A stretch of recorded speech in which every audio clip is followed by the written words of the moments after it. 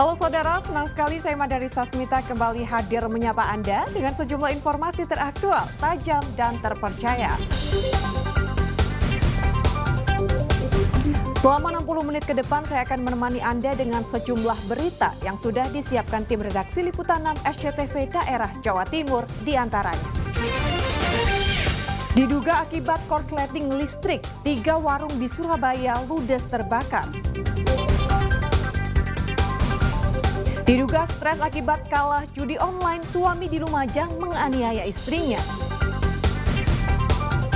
Unik dan indahnya lukisan berbahan limbah batu kali karya komunitas pekerja seni di Madiun.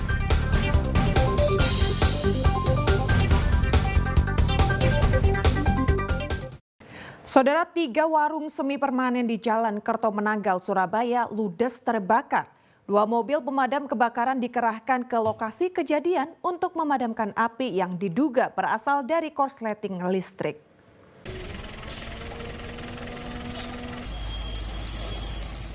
Kobaran api menghanguskan 3 warung di Jalan Kertomenanggal, Surabaya, Minggu sore.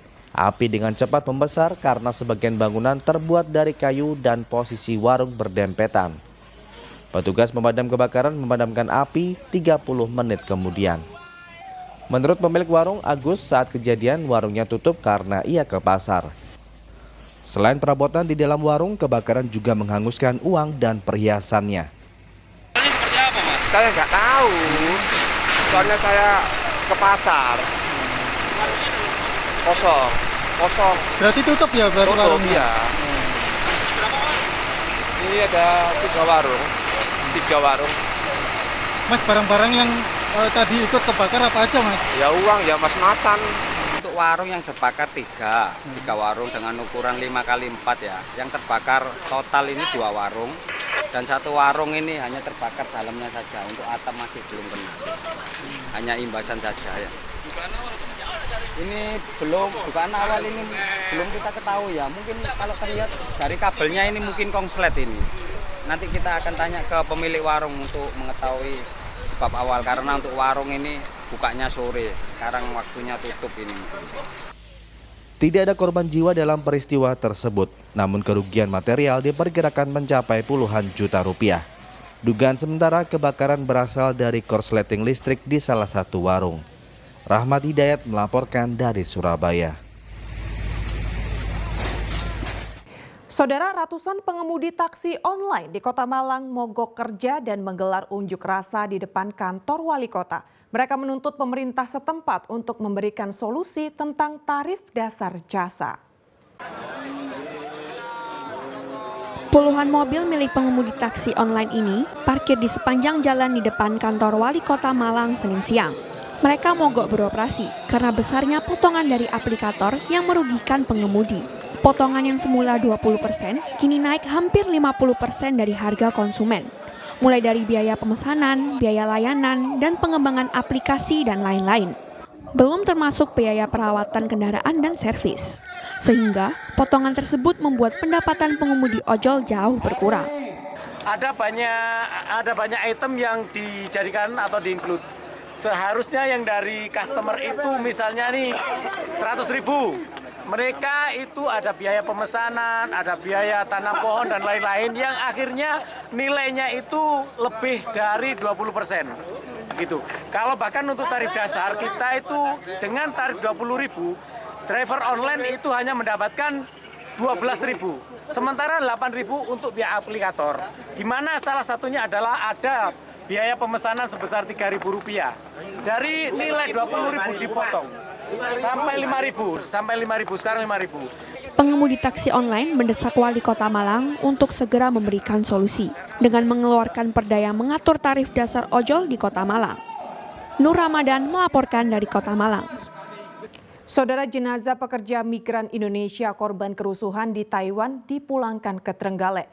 Kedatangan jenazah disambut haru keluarga dan ribuan anggota perguruan silat.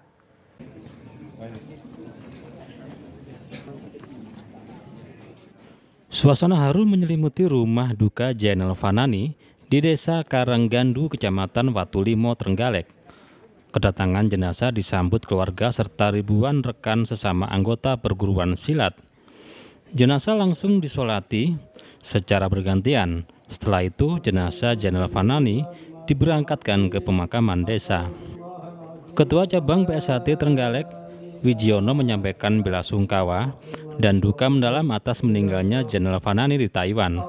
Pihaknya berharap agar anggota PSHT bisa menerima insiden ini sebagai musibah dan tidak terprovokasi hingga menyebabkan kerusuhan di Trenggalek.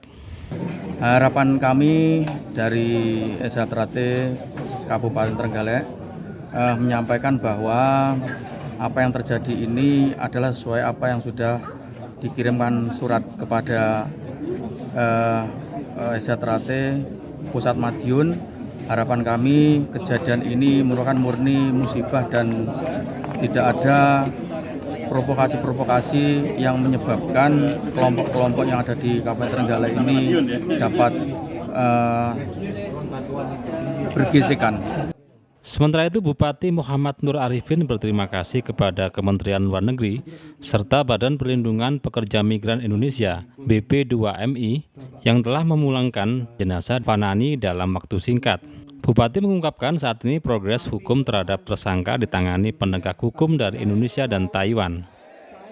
Satu, saya yakin bahwa takdir hidup mati itu sudah ada yang menentukan. Dalam hal ini Tuhan Yang Maha Esa. Jangankan kita mencari rezeki yang halal di luar negeri dengan resiko pekerjaan seperti ini, tapi kita pun yang tinggal di rumah saja sewaktu-waktu juga bisa dipanggil gitu. Jadi ya semuanya, khususnya yang teman-teman yang ada di PSHT ya, persaudaraan ini ya, meyakini bahwa ini sudah takdir dari Allah, dan kemudian kalaupun ada proses hukum dan lain sebagainya, kedua negara juga sudah memproses itu, sehingga tugasnya sekarang sebagai kesatria ya menang tanpa harus ngasorake, nggak usah lagi cari-cari apa-apa, nggak perlu. Sekarang yang ada, kalau memang sayang, cinta dengan Mas Jainal Fanani ya didoakan.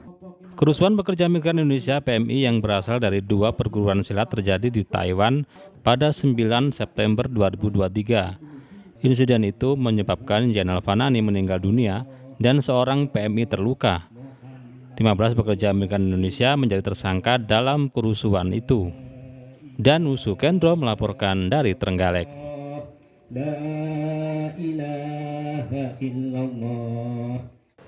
Diduga stres akibat kalah judi online, suami di Lumajang menganiaya istrinya. Kami kembali usai jeda berikut ini.